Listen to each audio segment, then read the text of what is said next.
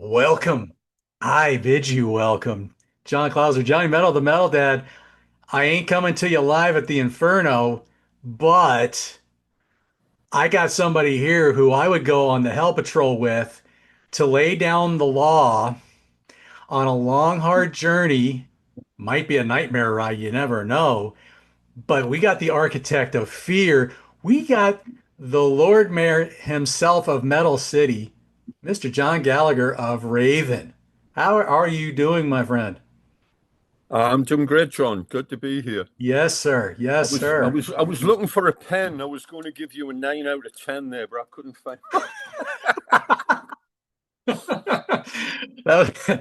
Well, I figured I could have gone on and on with Raven song titles, but okay, yes, I'll be here all day. I'll be here all day. I won't Don't quit. I forget to promise I tip won't your quit. waitresses. Yeah. I promise I won't quit my day job.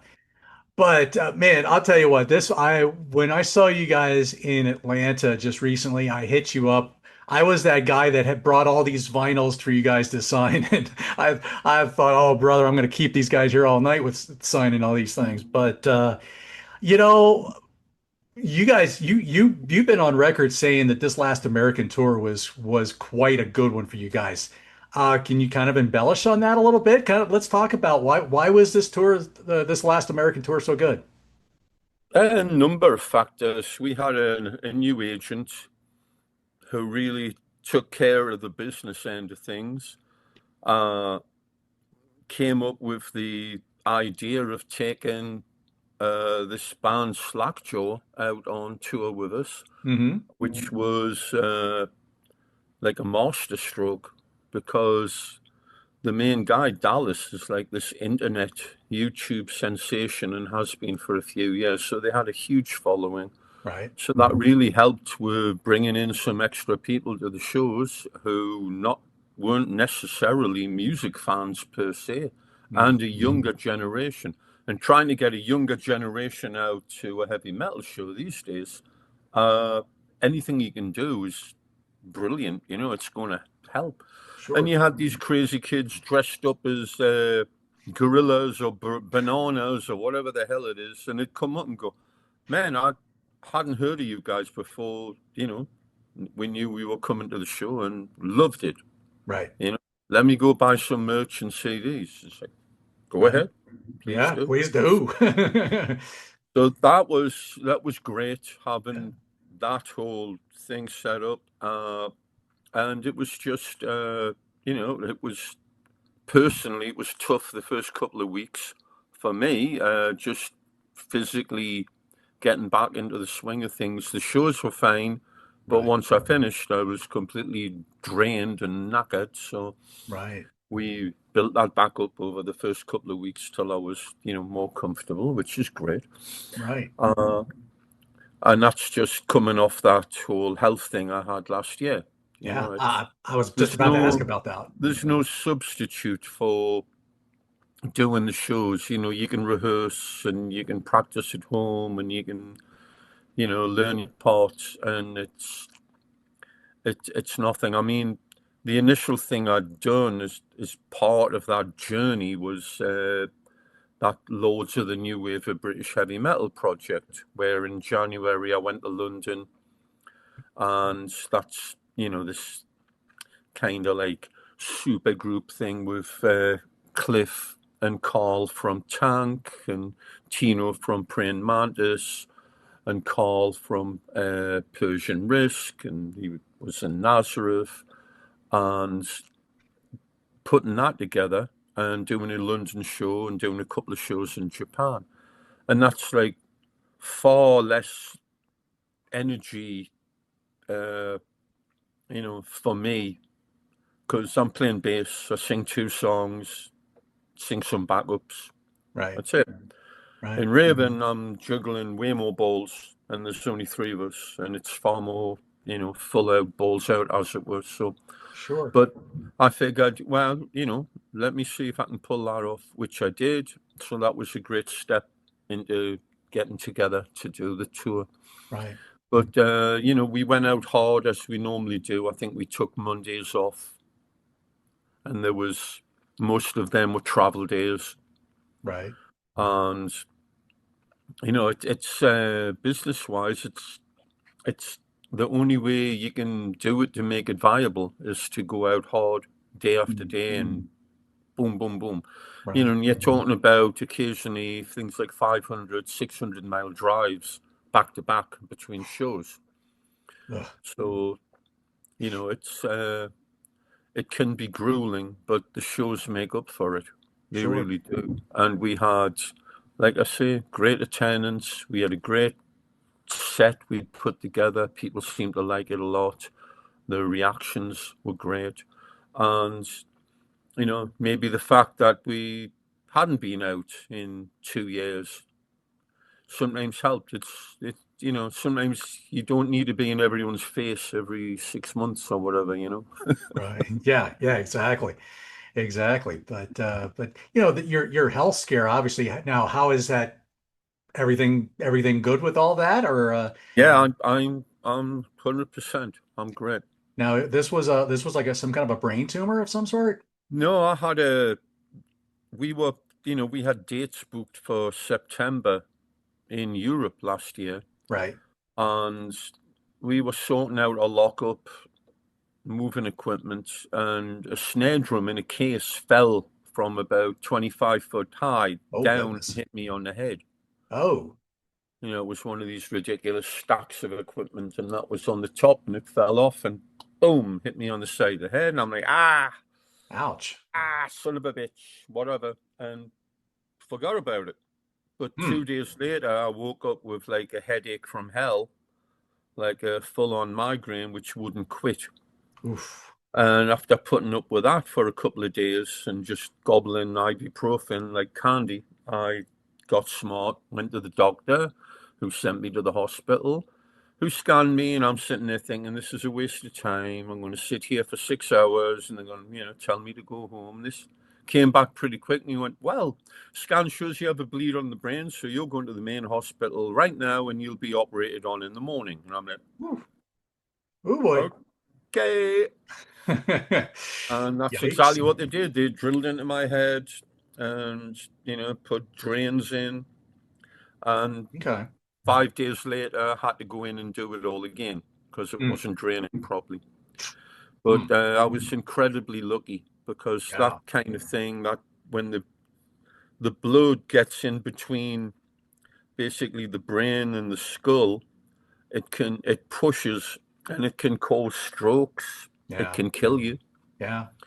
And that's It's pretty much what happened to Ace Frehley. yeah, I was about to say this sounds very much like Ace Frehley. Yep. Yeah, wow. Yeah, I yeah, was absolutely. lucky in that I went in and they dealt with it. And, Right. you know, Hmm. and I was all full of, oh, well, we'll get to do some of these dates. And Mark and Mike are like, nope, you ain't No. doing jack. You're not doing Yeah. it. Yeah. And I talked to the doctor, and the doctor said, well, you can fly if you want. She says, but, you can travel, but you won't be able to do those shows. Yeah. You don't have the energy. Your body is taking all the energy it's got and feeding it up here to fix this. Hmm. Right. It's very energy intensive. Yeah. And, we basically, I resigned myself to the fact that, okay, well, we can't do that. It's not going to happen. Right. And it couldn't happen until, say, September, October, November. It was a good 4.5, 5 months before I was able to do that thing over in England and that, yeah. Right. And then Mark had some surgery too, I think. Yeah, well, he had a couple of things he'd been wanting to do. And, initially we were supposed to do a tour at the beginning of 2025. Hmm. And it was all too little too late. And we just pulled the plug. It's like, nope, wrong time. Too many bands out. You got to pick your slot, as it were. Right. And then he said, well, I'm going to get this ankle thing done. So he had an ankle replacement. Oof. And then the other thing he had to do, because his right ankle was shot and he'd been compensating for it by leaning too much on the left knee. Right. And this has been going on for 10 years or so. Right. So then he ended up getting his knee done as well. So he's the bionic man at this point. He's more metal than metal. Oh boy. Now that and a lot of his leg stuff, I mean, that's stemming from that accident in early 2000s, correct? Yeah, Yeah. it's all from that. It's all damage from that. I mean, he had the Hmm. ankle done, and the doctor was all very positive. And afterwards, the doctor said to him, "That's the worst ankle I've ever seen." Wow. Is I have no idea how you managed all those years, and to be honest, I have no idea how I was able to fix it. Somebody, hey, he got the guidance, he figured it He out. got there. So he got I there. mean, So that's you've seen videos of this stuff. It's like carpentry, yeah. Once you're out, the hacksaws and the hammers and the chisels come out. I mean, I'm here in Birmingham, Alabama, and I've been told that we have, if you're for the sports fans out there, this, especially baseball, there's this particular injury called the Tommy John injury, and we have one of the best Tommy John surgeons here in Birmingham. So it's so that's a nice claim to have. And he's like, the guy tells me he's like, oh, he's like almost too confident.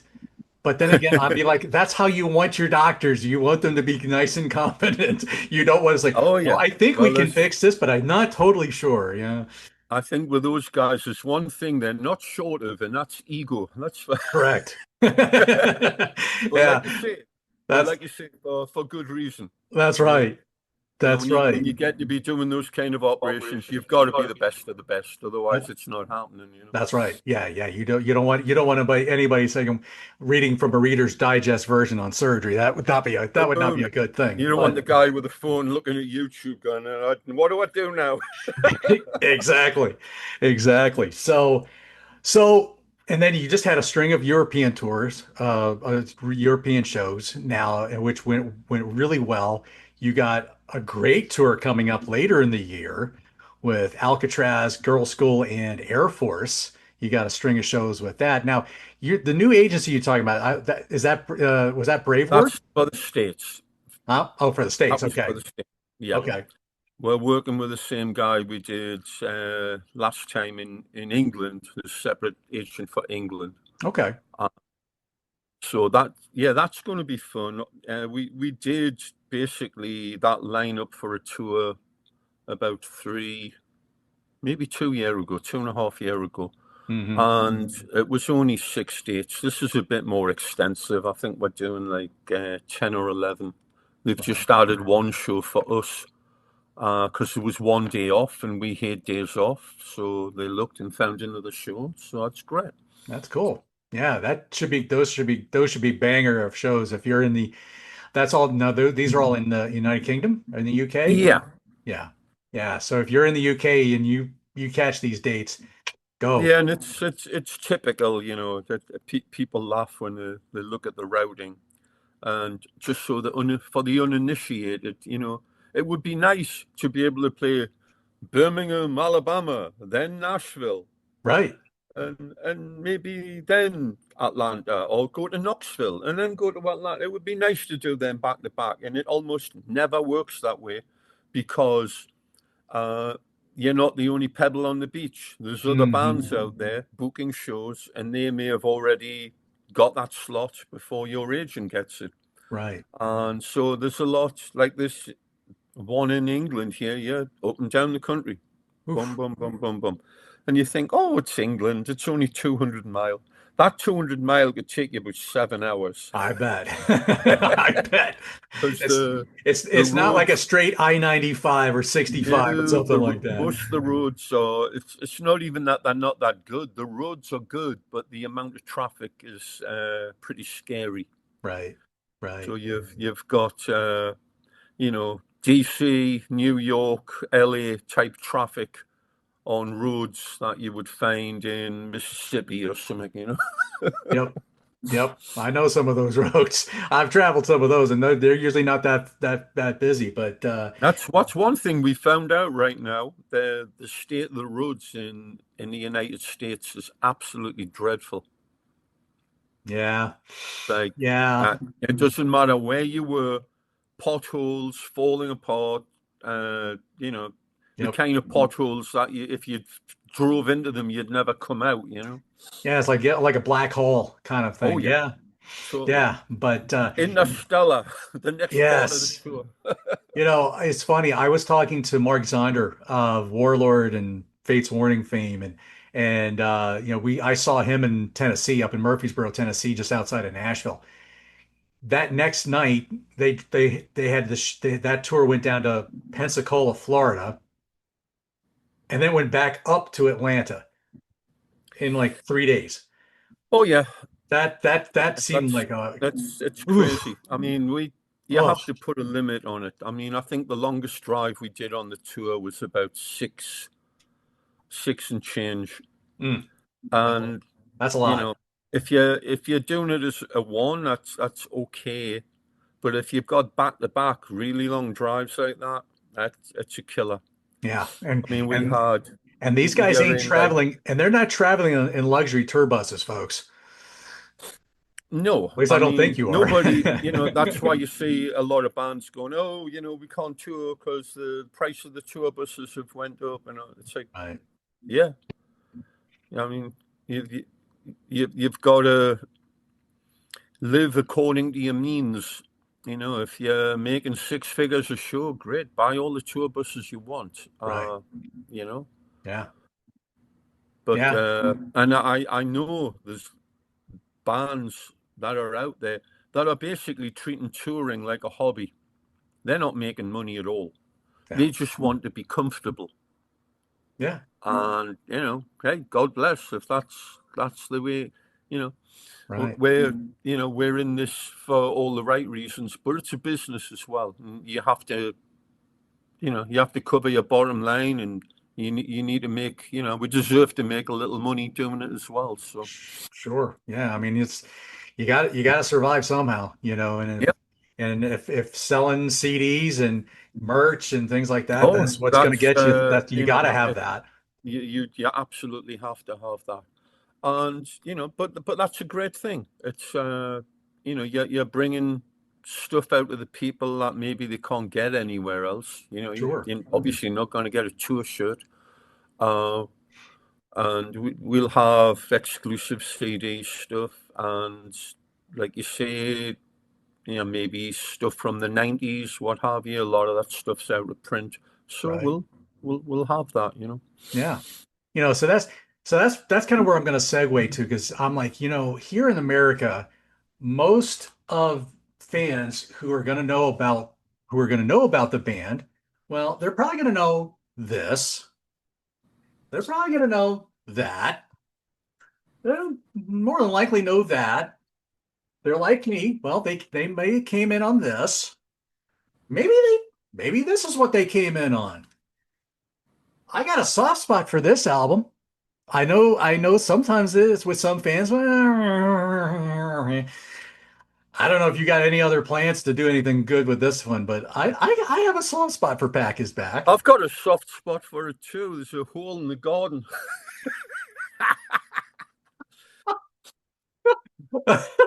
But Gotta but love but that. you're right. I mean those, and possibly the Mad EP and Life's a Yeah, Bitch, and maybe even Nothing Exceeds, and there you go. yeah. Or or maybe you're like later fans who maybe heard about the Kickstarter for this gem of an album, and maybe you were lucky to get this to go with it, which is a really fun album. Or maybe you guys know the new album, Metal Yeah, City. I mean the new album's obviously got a much higher You know, profile. let's Yeah, let's go with let's go with those. And I gotta plug this. This is what you guys okay. were doing the tour for. They can't take away the Uh, fire, you but know, but people might. This was the last album that I really knew about from you guys for a long time. When this yeah, came out in the 80s. that This would was be for a while the last official US release. right. It was on Combat, which I'm thinking Combat didn't last much longer after that album came out, from what Oh, I thank remember. God, thank God. Yeah. Oh boy. we had that. We did, we wanted to do a video for a song, and they were like, "Well, if you want to do a video, you have to be part of something called the Ultimate Revenge 2," which we did. Hmm. But I mean, we had absolutely no input on that. We weren't even told what time to wake up in the hotel to get there for sound check, which is Oh why they gosh. were all annoyed at us. It's ridiculous. Uh, okay, let's, who's doing, when do we get the tapes to do the mix? Don't Right. worry, it's done. Oh, when do we get the video to look? Don't worry, it was mixed live. Like, what? Oh gosh. Complete with, 1980s flip screen effects and Right.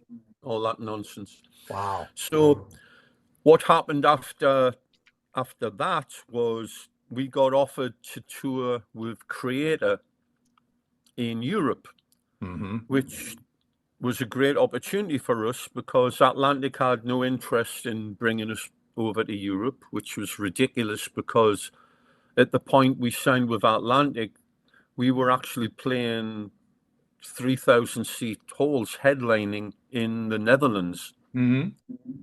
And, if you keep away from that for 5 years, it's like starting all over again. Yeah. The way it worked out generationally. So we got that offer and we said, fantastic, let's do it, and the audience had changed. You had a very hard thrash, Hmm. and but we've always loved a challenge. So going out Sure. there and playing to people who not either necessarily didn't know who we were or didn't care who we were, and we'd win them over every night. That's our job. That's what we Yeah. do. Well, And and at the end of the tour, the management of Creator, Drakkar said, we want to work with you guys. We're like, that's cool. right. It's happening here in Europe. It's certainly not happening in the States. Everyone's listening to Limp Bizkit and Pearl Jam, etc. Well, and and So this, we went to Germany and recorded an album in Germany, and there you go, Architect of Fear, and the following EP, Heads Up, as well. right. And we went out and toured with Running Wild, Uh-huh. which was awesome. Did a full, I don't know, 25, 30 day tour of Europe. Uh, Medium-sized halls. It was all 1,500 to 3,500, depending on where we were. It's great, fantastic. Right. And that went And so a lot of well. killer music on those albums too. Yeah, I mean, it was, we had a slightly better budget, so production values were better on Architect of Fear and Heads Up than they were on the bare bones budget we'd had for the previous album. Hmm. But it didn't get a release in the States. Yeah. A lot of people didn't know those two albums, that's for sure. No. And then And and then you keep going, and then you get this. yeah, well, the thing happened in Europe that the dreadful new metal, etc., started permeating their airwaves and concert Hmm. halls, and we got an offer from Japan to do an album. Went and did Glow, and another good sounding record, great production. We did it in a studio in New Jersey, Hmm. which was hilarious because they had a back room which they stored tapes in, and then you walk through the next door and you were in a strip club. Oh gosh. So, Wow. so Gotta it, it love could that. get it could get difficult finding people to listen to mixes by the end of the project. They were busy elsewhere, It's like Gee, I ridiculous. can't understand why. I don't understand. Something was interesting. I don't know what. Oh boy. But did that album. We went over and toured Japan for the first time. We did a Right. live album, Right. Destroy all uh, monsters. Yeah. and basically just working where we could, Yeah. and that was all great. And then the company we were working with, I mean, it was a guy who must have been a multi-millionaire and basically ran out of money by the end of it. I think he just it was like a hobby. He was signing, he'd sign Glenn Hughes and us and a number of well-known bands. It was a company called Zero Corporation, Hmm. and they didn't spare a penny. They went full on, and Right. it worked for a while. And then uh, we basically regrouped and recorded an album in Virginia. Now, at that point, I had two kids, so I was That's working all right. international shipping, and there you go. We did the Everything Louder album, uh, which was probably done over 4 weekends, which is Hmm. crazy. Mm. And but they're good songs, good energy.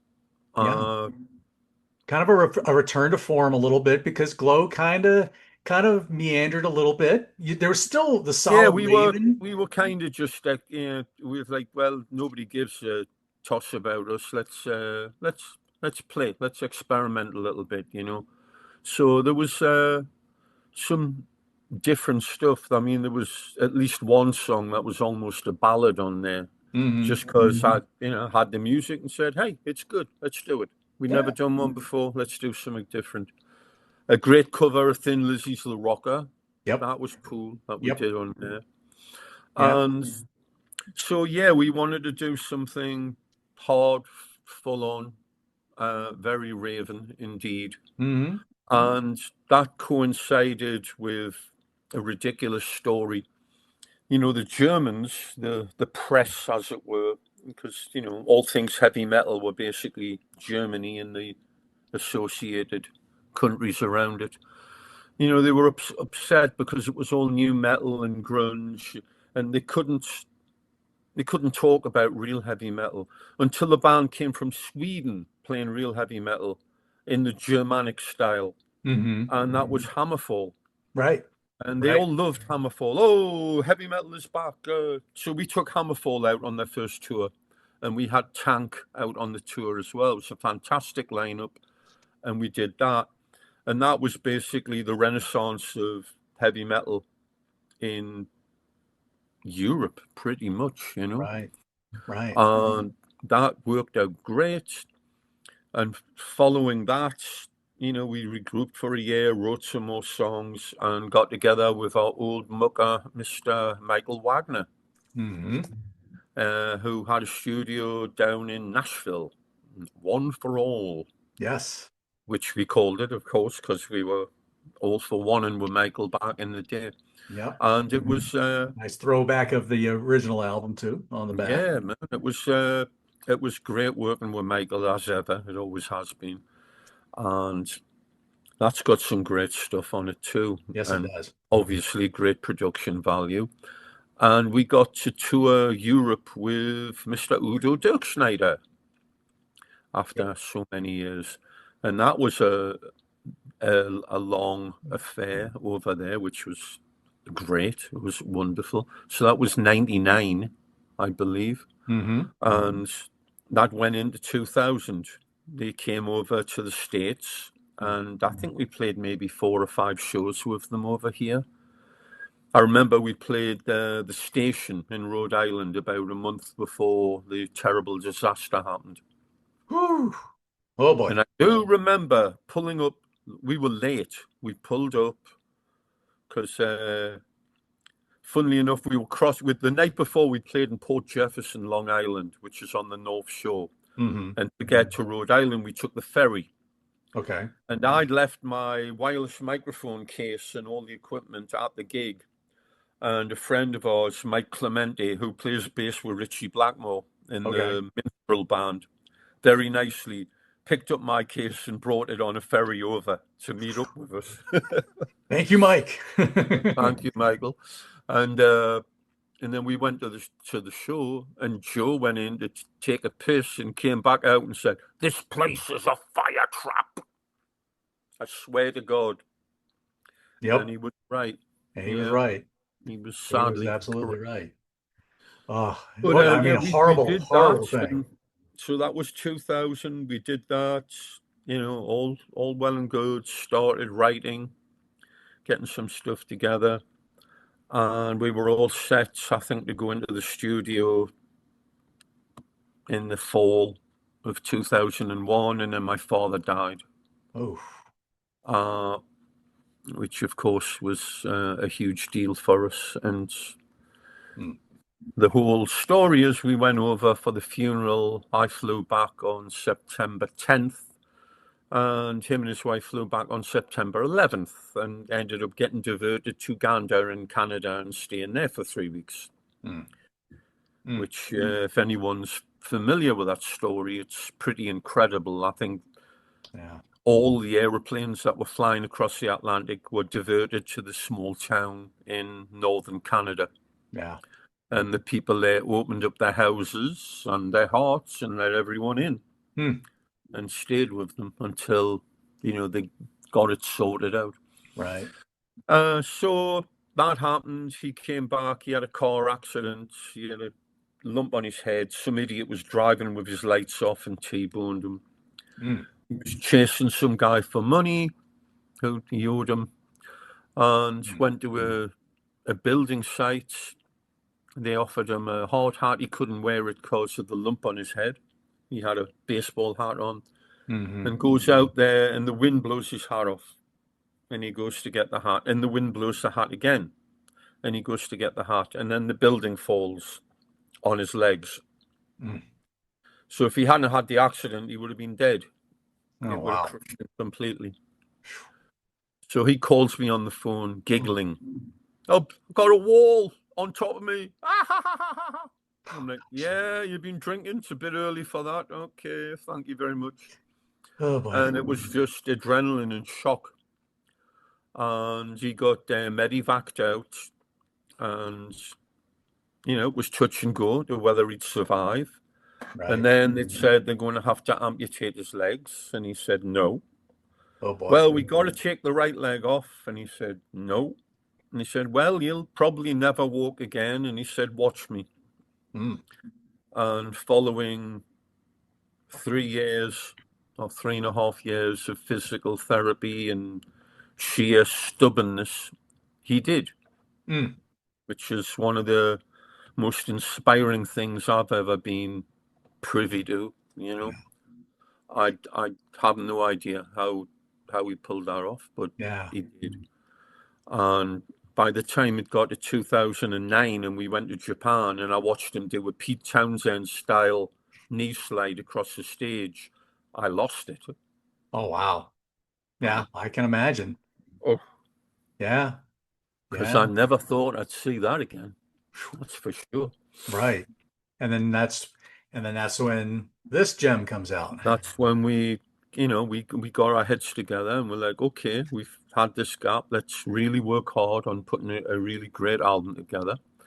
And we did, and we finally got a deal from it through SPV, and then got a deal in the States for it with Metal Blade. Hmm So hopefully some people got to see that. But you know, much like Combat before it, Metal Blade is pretty much staffed by a number of death metal weenies, I think I would call them. You know, Right. we're like dinosaurs from another era, so they weren't hmm they weren't that interested. Right. But that was our planting the flag. Boom, Right. step one. Here Yeah. we are. I was gonna say that was probably the first album that I saw from you guys in record stores since the Nothing Exceeds Like Excess. Yeah. So yeah. So So and I was able to that pick was up. great, and we got to play. We were playing here and there in the States. We were playing festivals. Uh, 2010.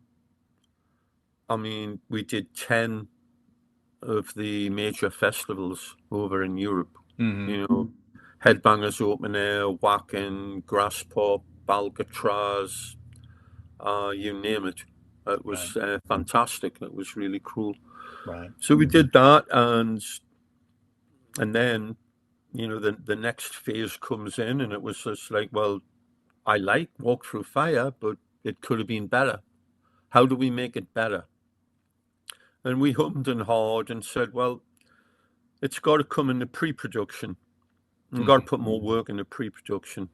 Uh, you know, it's easy to write for us. It's easy to write songs. We can Mhm. write. I mean, I have like what 2,000 ideas right now in my phone, Wow. or I could pick up a guitar right now and go,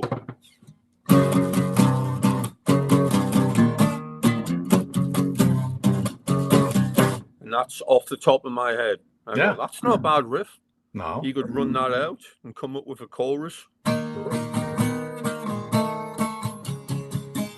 whatever. You could, Right. it's not a problem. Yeah.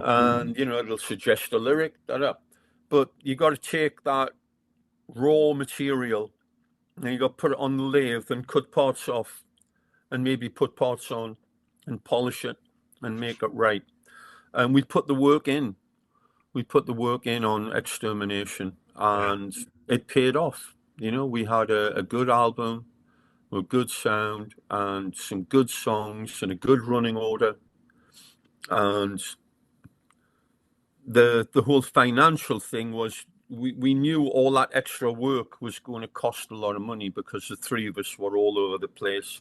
We came to Virginia, where I was living at the time, and we decided to do a Kickstarter, and we did the there you go, I was one of and we those did the backers. we said, let's get a little help to finish this off, and we'll give people the Party Killers album. So we went into a little studio there and did Party Killers, which is pretty much. I'm laughing. I got to show you this. And Everyone. here it is while he's getting the thing here. There But you go. this is the album right here. I mean, this is a Smashing Pumpkins one, but everyone back in the day had the little vinyl box. Yeah. We had a red vinyl box, Right. and in there was the singles when you were a kid. So we had, David Bowie's John I'm Only Dancing with the B-side Hang On to Yourself. Hmm. Let's do that song. And Slade's Take Me Back Home. Let's do that song. And Status Quo, Is There a Better Way? Let's do that song. So, Right. three quarters of them were pulled from the old vinyl box in our head, pretty much. Yeah.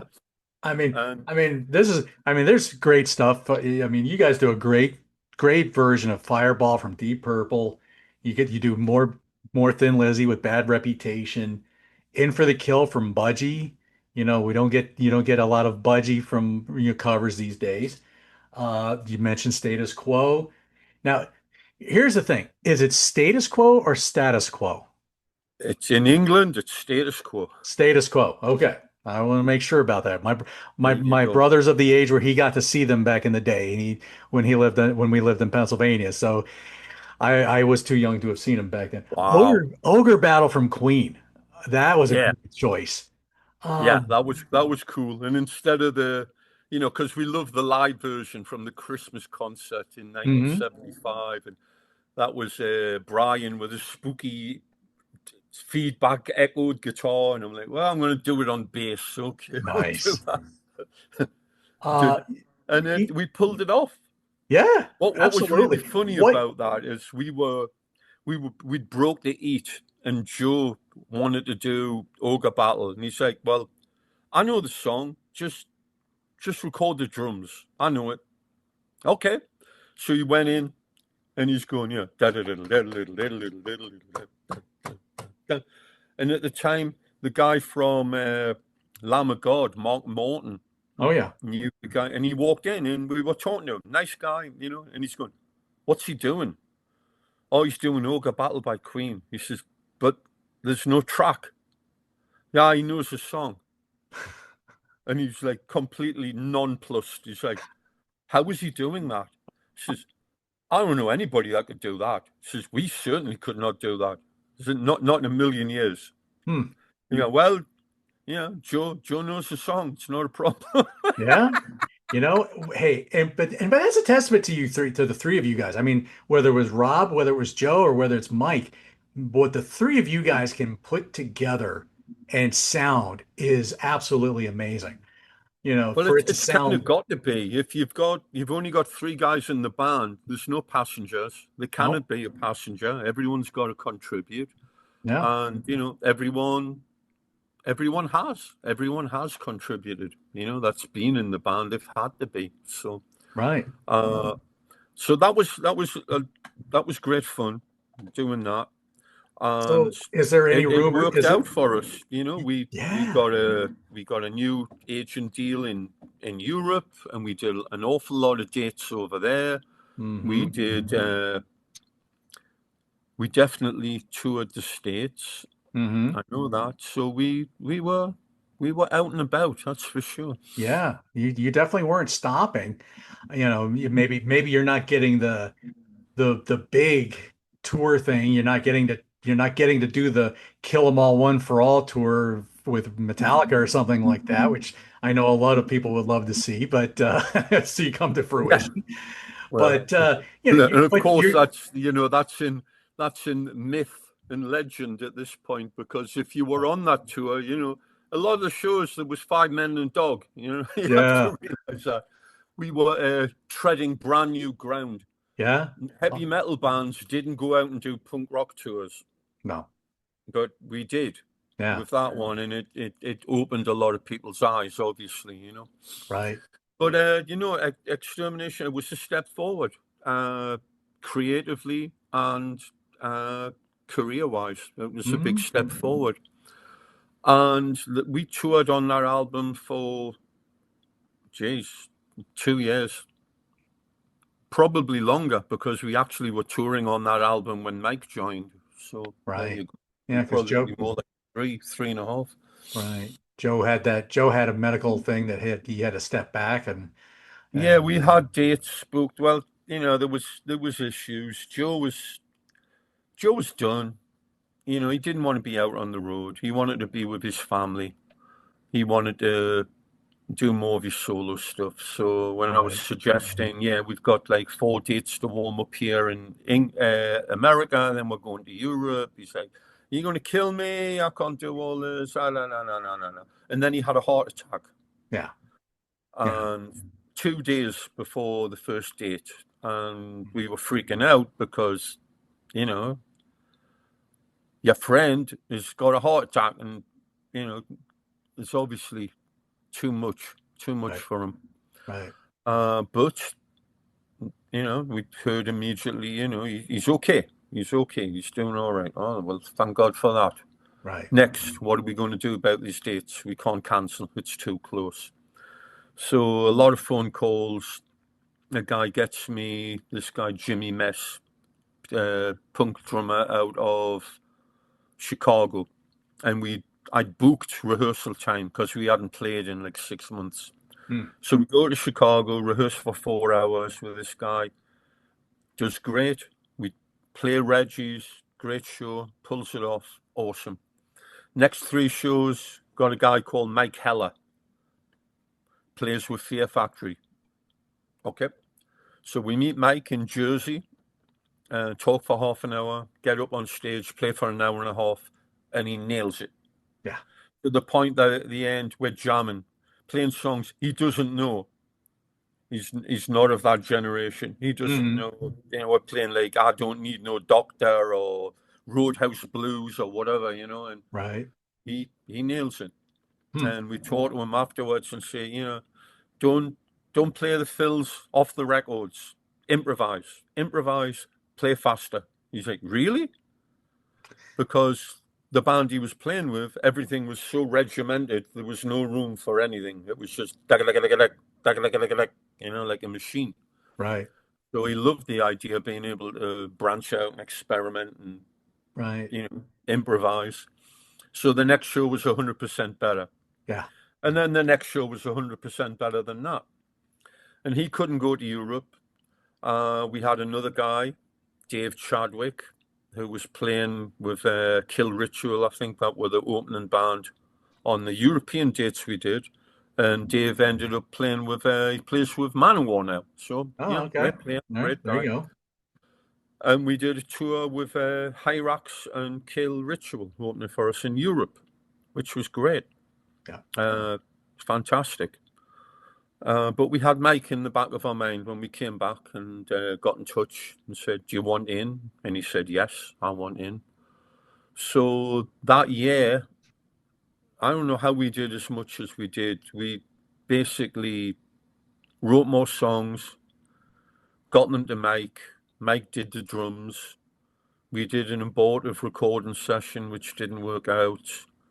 We decided to wait and do it in 2018. Mm. And we also did 150 dates in Oof. 6 months. Oof. Oof. So we opened for Udo. Right. Yeah, the UDO was doing his Accept thing, Hmm. the second leg of that. And they had 50 dates, Mm. which was a long tour, but they were all, play Tuesday, Wednesdays off, play Thursday, Fridays off, play Saturday, Sundays. I was like, can't do that. Yeah. Not especially on, we weren't exactly getting paid a fortune to do this. So we just booked shows around it. Right. So that tour for us was 70 dates. Mm. And Mm. it's like a blur. I had terrible dental problems. So most of the time I was in the van going like this, going, Ugh. toothache, you know. But the shows were great. Yeah. And Mike was building a studio, didn't have it together yet, but he was going to have it together. And turn of the year, we do the Monsters of Rock cruise Hmm. down in Miami. And who's on the cruise but Michael Wagner, our old friend? Yeah. And Michael, can you mix our new album when we have it recorded? Absolutely. That would be my pleasure. Da-da. Great. Okay. And so we come back, and then I get a call from Michael. When are you going to have the tracks ready? I'm like, well, Mike's building his studio. It might not be until June. And he goes, well, I got a problem. He says, I'm going in for major heart surgery Mm. in 2 weeks, and I might not get out of it. He Ugh. says, it's that bad. He says, so it might make a lot of sense if you could get those tracks done now. I'm like how, why, where? He goes, Yeah. come to my studio, come to Nashville. So 2 days later, we're in Nashville. We packed up, boom, drove, Right. flew Mike out, and it was fantastic. Mike had an incredible studio just outside of Nashville. We had the best time doing it. Uh, The only thing was at the end, the mix wasn't everything it was supposed to be. It was just wasn't there. Mm. So we had to take the tapes basically, and then you know shop around and find a guy to mix it. So we had a couple of guys doing it, and the one guy, I believe I can't remember his name. It's like begins with a Z. You'd have to look at the record. He did a great job. He mixed the album, and boom, there we go. And we had some great cover ideas for the art. We'd had this abortive T-shirt idea, which was the three of us running at the camera like we were superheroes, and we just blew that whole thing out into like a comic book. Yeah. Yeah. So you've got that.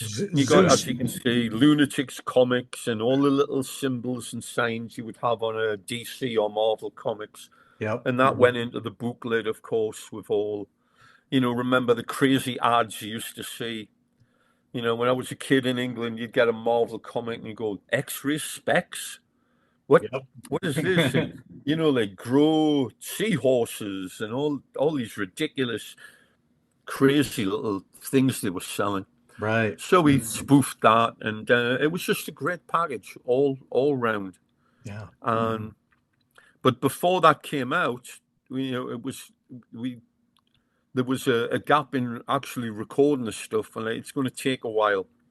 And then there was a long lead time before it would actually get released. So we're like, let's do a live record. What do we got? An EP, maybe an album, maybe we cobble together this show and that show. Do we have anything?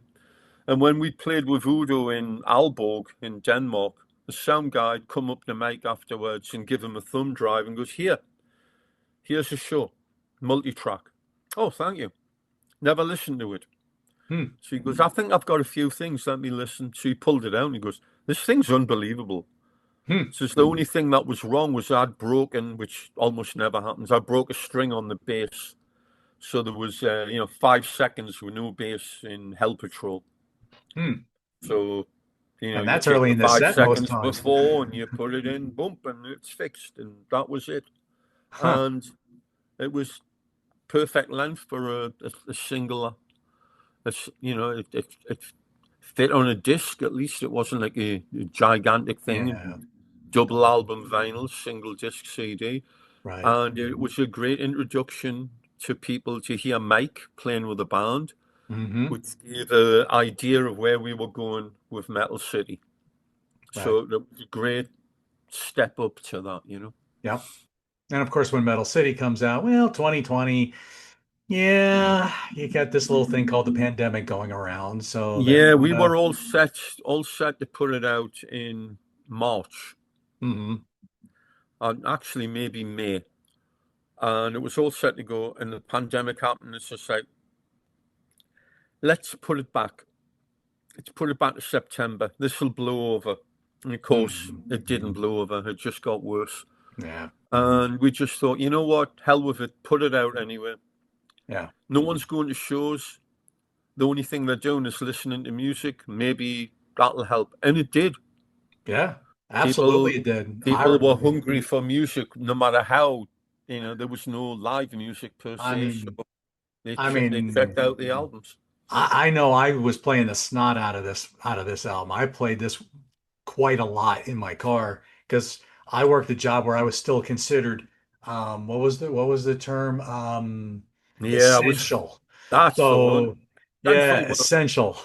S- So I was listening to Metal City quite a lot, and I remember that was probably one of my favorite albums of 2020, easily. It was definitely one of my top albums of 2020. So I was happy for it, Yeah, So so we got the best reviews at that point that we'd ever got for forever, as good as the first album. hmm. And that was awesome. Yeah, And 2021 comes along and we're still pandemic-y. Although, luckily I'm in Florida, so most of Florida was normal at that point. Except for when we did get the first show, which was the Alcatraz Festival in Belgium, which hmm. I believe was either late June or early July. And we had to get the vaccine to do it. So we do our research, and it's like the J&J is more like a real vaccine. It's not mRNA. We bit the bullet. We got it. We were very lucky because a lot of people got very sick from that vaccine as well. Yeah, Every batch was different. yeah. I don't know. Again, someone was watching out for us. We're very, very lucky. Uh, Thank you. and it was a nightmare. It was a nightmare going over there. We're on our way to the airport, and Mike's calling. The airline won't let me on because I don't have a test result for this and that. And he God. had to sign a waiver that if they wouldn't let him in at the other end, it was on him to get back and all this other nonsense. And basically, they didn't know their arse from their elbow because we had all the info off their website that said, yeah, do this, this, this, and you're fine, which we did. No problem. We get in. And, the show was awesome, Yeah, fantastic. And when we came back, it's just like, let's tour. We worked on it and we went out on tour in the States. We were one of the first bands to go out and do it. And there was none of this nonsense like touring in a bubble and all that other shit. You know, you get to the West Coast, and there was at least two shows where they made all the audience wear masks. yeah, But, it was pretty funny. You're out in middle America, and you go into a Walmart, and there's a woman all masked up going, "Sir, sir, sir, you need a mask. You need a mask." I goes, "Yeah, I know. I don't. So don't get me started on that." No, no, no, no. Trust me, I'm right there with you on that. No, that's not. I was No. not a overall it was not a happy time, but I think people were really, really happy to be able to go out to a show Yeah, and see us and really appreciative. And so it was a good thing to do. yeah, yeah. Because when I saw you guys, well, it wouldn't. I didn't get to a concert again until like 2022. And that was the first one I got to was Steve Vai here in Birmingham, and then a couple weeks later, I drive up to Huntsville to see you guys up at a brewery that has since closed down. Yeah, that's a Um, shame. That's a good venue and a good show too. yeah, I remember though that night was a little bit of a tough night in the beginning because they were having some sound issues and your wireless your head Yeah, they mic had my mic wasn't turned working too off good. and couldn't turn it back on for some reason. I don't Yeah, know what that was all about. yeah, It got me a little bit upset, which I try not to. You try to right, laugh that thing off, but it's like, why? What is the problem? right, Uh, yeah. yeah, part of the gig, as they Yeah, say. it Things happens. I mean, things will we go wrong. It's all about how you deal with them. right. We got to see something we rarely ever get to see, and that's you standing in front of a mic instead of using the head mic. But they That's got I it think it fixed, took and then the set was just fine after that. yeah, it But took a song or two to get it together, but but that was a cool show that was indeed. a And that was a we great met our show. old we met our old light man, Mike Splitzer from 1986, 87. It's great. We get to meet him. My old bass roadie Ian Kinnersley lives out in Arizona. He's like a major tour guy for people like Madonna and Michael Bublé and has the most messed up accent of all time. He's got my accent crossed with a southern accent, Oh Lord. crossed with some kind of redneck thing as well. I don't Oh know. gosh. Wow. Yeah, that would oof.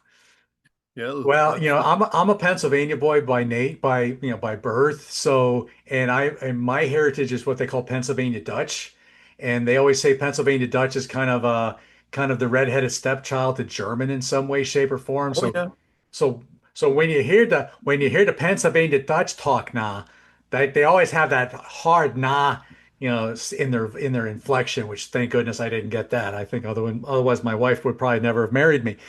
But anyway, but no, in all seriousness though, man, again, you probably have so many stories that we could just talk about for ever and ever and ever. I hope one day we could do a part two because I would love to do a part two Oh, to this absolutely. someday. Because I would love We to. did. If I'm thinking of where we are right now, we did that. So that was Metal City, and then we just wanted to raise the bar. We had a few songs already that we were working on, wrote a whole bunch more, and there you go. And this one Yeah. raises the And now bar. before I'm thinking now. Yeah, so we went in 23 to Mike's place. He had the studio built in Los Mhm. Angeles, and I get there, and Mark's got COVID, and Mike's got COVID. Ugh. So I'm sitting there going, well, I guess I'm playing tourist in LA for 2 weeks until these guys get well, which is wonderful. Mm. But we did the album, and it was fantastic because it was just the three of us. Right. Mike engineered, and of all the engineers I've ever worked with, no one had the stamina this guy has. We usually burn through engineers. They're like, I'm done. I've got to go to sleep. And he's like, you ready? More, more. We're like, I'm done. He must have that IV of caffeine hooked up to his arm or something. Oh hell yeah! So we got that done, and while we were there, the idea came up to why don't we have a sit down with one of the guys from Metallica and talk about the Kill 'Em All for One tour and video it for posterity, and maybe we'll use it in something down the line. So we contacted them, and James was up for it, and he'd be ready in 2 weeks. And like, perfect, we're recording. So we came up, and it was amazing. We walk in, It's very unassuming. It just looks like warehouse district. Mm-hmm. And we call, they come bring us out, and Lars and Robert were there. They must have been doing something. And like, what the hell are you guys doing here? Oh, we're going to talk to James. Oh, wonderful. Blah, blah, blah. We come in, and there's two rooms they have. One's the one you see all the time. Mm-hmm. We go to the other one where there's more equipment. We're like, let's do it here. We'll put a table up. And the first thing we see is a flight case with Burke Shelley Budgie. Oh, And we're okay. like, and right next to it is Burke Shelley's 200-watt Marshall Major amp and two of the Vox 18-inch cabinets that he used when we saw Budgie in 1975. So our, Nice. 15-year-old minds are exploding. And when James comes in, he's like, hey, you like that? You go, no, no, what about this? What about this? He goes, well, Burke died and it had to go to a good home. He says, I have the bass as well. I'm like, get out of here. So we Wow. go in the studio part, and producer Greg's there, and he goes, "This is the best Fender Precision I've ever recorded, and it has all that history." Wow. And Robert used it all over 72 seasons, Yeah. so that's pretty cool. Mhm. And then to blow our mind further, he took us into uh, the walkway between the two rooms, and on the wall is the Thin Lizzy mirrored sign with the lights around it Mm-hmm. that James got because one of the roadies saw it getting thrown out after Phil died. And he went, no. And he picked it up and kept it in his house for about 10, 15 years before selling it on auction. Mm. Yeah. So it was just an indicator that the Metallica guys are fans like everyone else. They just got slightly deeper pockets. That's all. Yeah. Yeah. Well, So at the end of this whole thing, the point of the story was, hey, we're available if you need an opening band anywhere. And he said, well, we're working on something actually. Where are you guys? I'm in Florida. He goes, yeah, I'll be in touch, a couple of weeks. And I'm like, yeah, sure. That's not happening. But good as his word, they got in touch and said, we're doing a tribute to John and Marcia at the Hard Rock in Fort Lauderdale. Uh, you guys want to come on the bill? And it was awesome. We'd booked a tour, and it was right at the end of the tour. It was the second to last date. It worked out perfect. hmm. And that was an amazing way to finish that tour off. It really was. Yeah.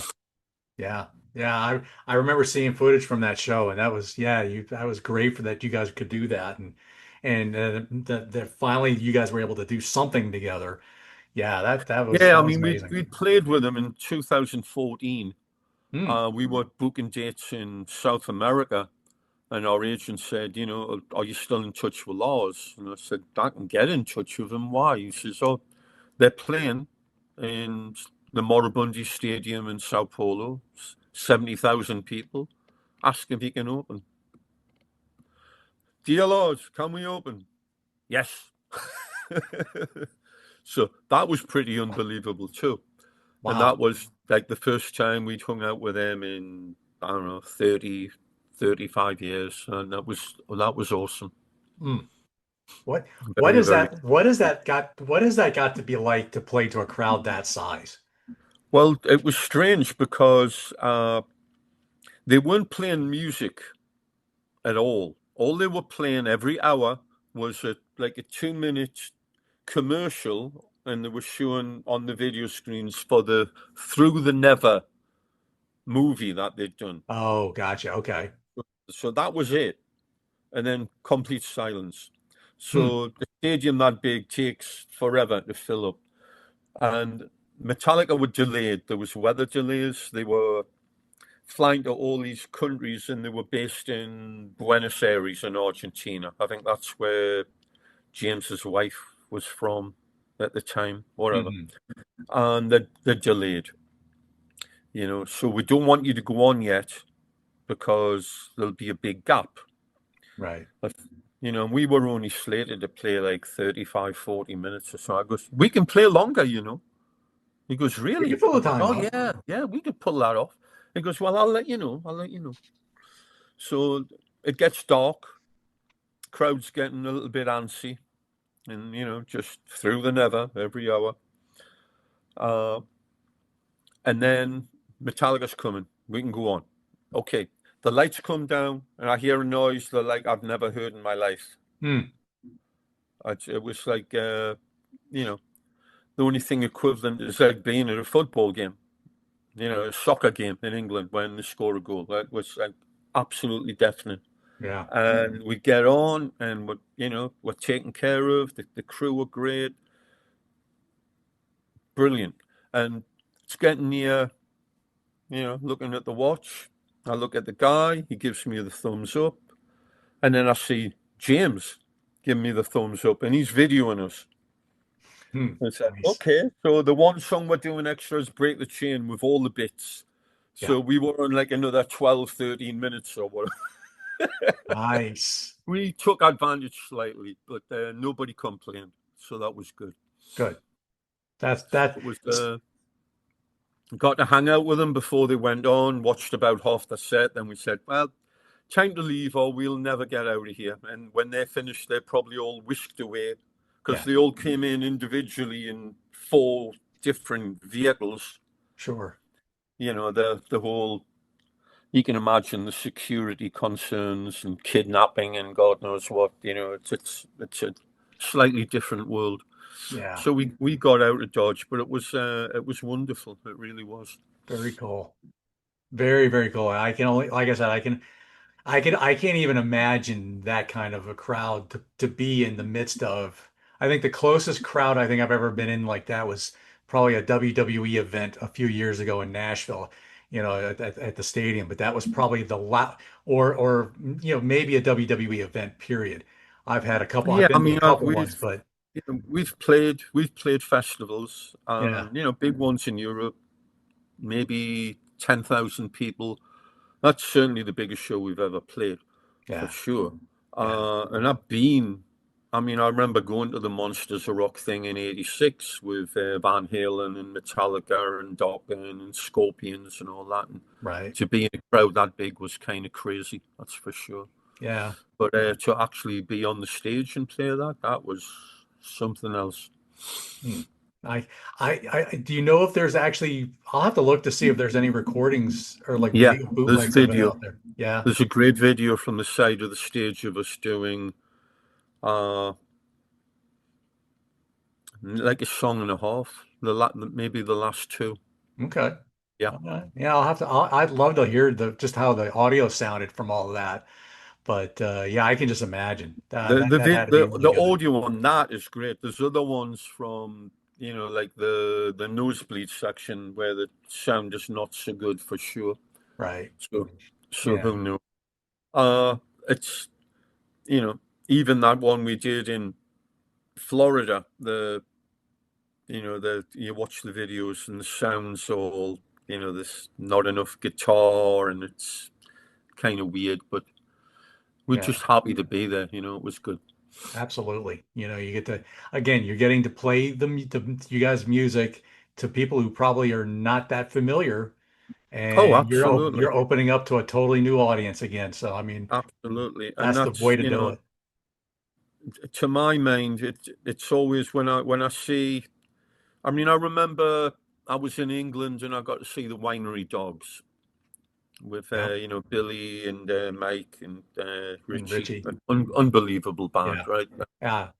Best of the I best. saw them here in Birmingham in early 2023. Yeah. Absolutely amazing.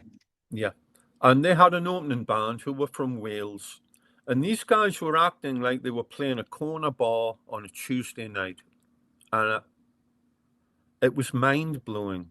It's Hmm. like you've got a full house and you just don't get it. And they finished, and the drummer starts taking the cymbal off. One, it's like, in what world does that happen? Every opening situation we've ever been in, you've got a guy with a machete basically saying, "Get that shit off stage now, or I'm going to kill you." Yeah. Yeah. And you just, woof, and Yeah. then deal with it on the side. Right. And I just couldn't believe the Hmm. what's the French term, laissez-faire. Like, I don't give a shit. It's okay, And nobody nobody complained. And it's Hmm. like you got like Weird. 45 minutes to an hour between bands. It's like, I don't get that. Yeah, I don't get People that would either. people would kill for the opportunity to go out and play to a full Mm. house of people who don't know who you are, and you introduce yourself. Hey, this is us. This is what we do. Boom. Yeah. So Yeah. you know, Which is probably why when I saw one of the Winery Dogs, they didn't have it. They didn't have an opening band. It was just them. So got home yeah. early that Well, night. What can I I've say? seen that. I've seen that a number of times. I've Yeah. seen that, and funnily enough, it was a few times in England where it was actually Mr. Big. There was a Hmm. band opening for Mr. Big, and it was the same attitude. Hmm. Like, you know, this is our stage, but it's a corner of a bar on a Tuesday night with 10 people in, and Yeah. we can talk amongst ourselves and not act as if there's an actual paying audience looking at us. Right. It's so alien to me. It's very Yeah. strange. It's funny. I mentioned that Warlord show in Tennessee, and there was two bands that opened up for him, which I'm thinking they were local to the Tennessee area. Or maybe it was, I think it was three. Maybe it was three bands. Yeah, it was three bands.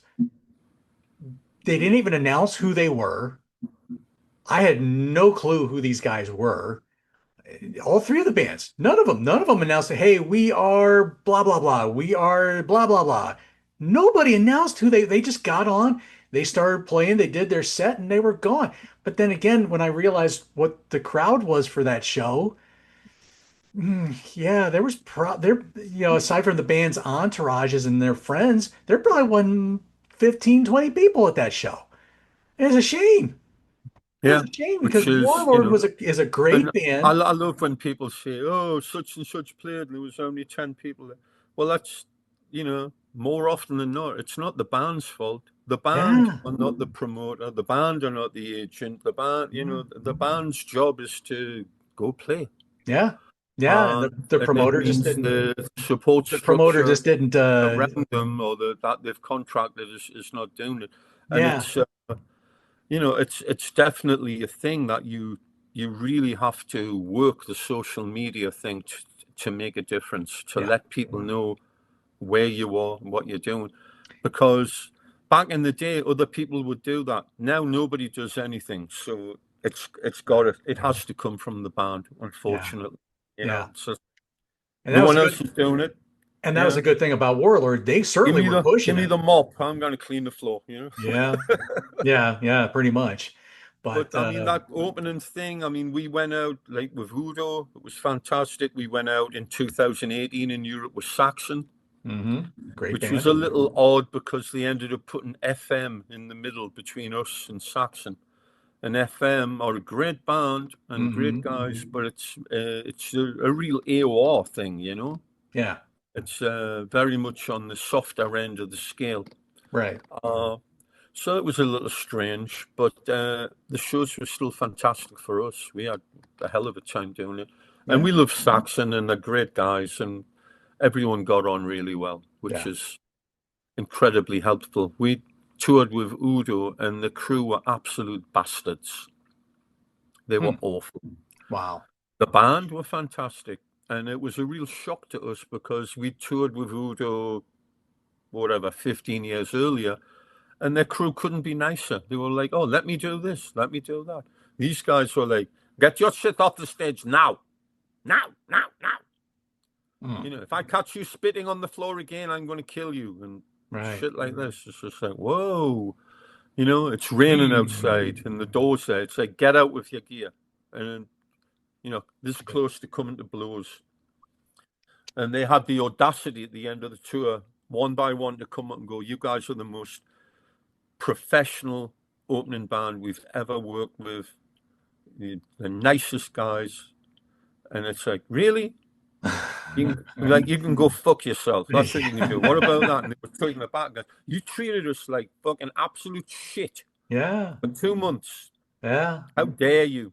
Yeah. How I dare mean, you? unless they were just trying to test you and like, No, that which works. is That worked for a few days. It doesn't work for an entire tour. no. So, I mean, that's what happened with Saxon. They're like, okay, you can tell watching, keeping an eye out, and we're pro. We do our thing, everything's off, and then they're like, "Okay, I appreciate what you're doing. You need a hand. We're here." Right. And it was wonderful from then on out. No problem, you know. Yeah. You just go up to the tour manager. What do you need? What do you need us to do? When do you need us here? When do you need us off? We're here to do our thing. And it works like a proper machine. Everyone's part of the team, you know. Right. Good stuff. Yeah.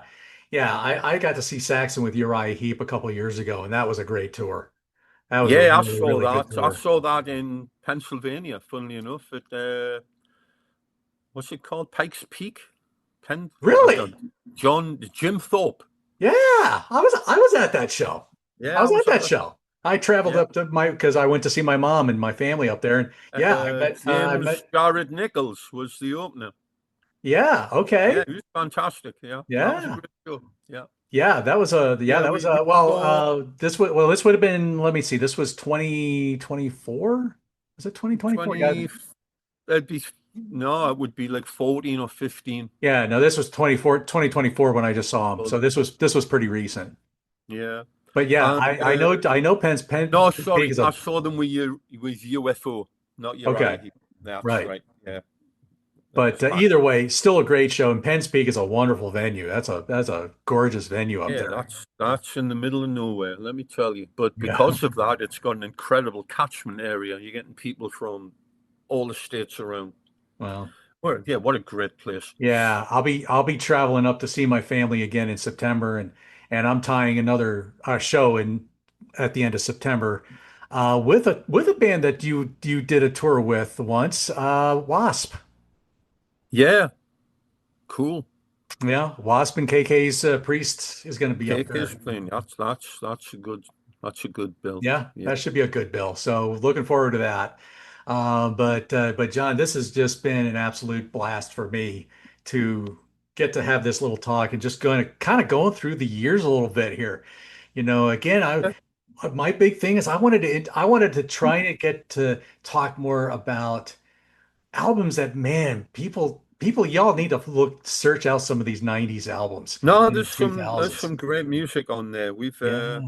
You know, it's over a career like ours. You know, it's up and down to a degree, but Yeah. there's great music on all of them. You Yep. know, so And it'd it's be like my kids. You can't shout at my kids. no. They've all got their own Yeah. idiosyncrasies, as it were. Yeah. And we're working on the next one as we speak. So, Mark's laying down scratch guitars and we'll get the tracks to make, and then he'll start composing drum stuff, and we'll be back and forth on that. But we have a ridiculous amount of songs. Good. We're just weeding through and picking the best out and putting an album together out of that. And it's, I'm excited to get it together. It's great. Very cool, man. When you get ready to put it out, I'll have to get up in touch with you, and maybe we'll get a way of promoting that album. Get you on the Absolutely, get you on mate. the channel again, and get the Raven Lunatics going again, and Absolutely. and have some fun with this. So, John, this has been an absolute pleasure. Thank you for taking the time to do this. Let's try to do a part two, part three, whatever it does. Hopefully, maybe we can talk to Mark. I wouldn't mind talking to him one day, and we'll get something going. But folks, Raven, you gotta go check him out, man. What's the current website to look You for got merchandise? ravenlunatics.com, and we're on Official Raven on Facebook and Hmm. Instagram. Yep. So look for their merch. Pick up some music, get whatever you can. Look for some of those 90s. Some of those 90s albums might be a little hard to find, might cost you a little bit of money to get them, but it's worth every penny because there's a lot of good music on there. So, John, this has been a pleasure. Let's do this again sometime, shall we? Absolutely, mate. No problem. Rock and roll, brother. So, for John Gallagher of the Lord Mayor of Metal City, John Clauser, Johnny Metal, the Metal Dad saying, rock forever, y'all. We'll see y'all soon.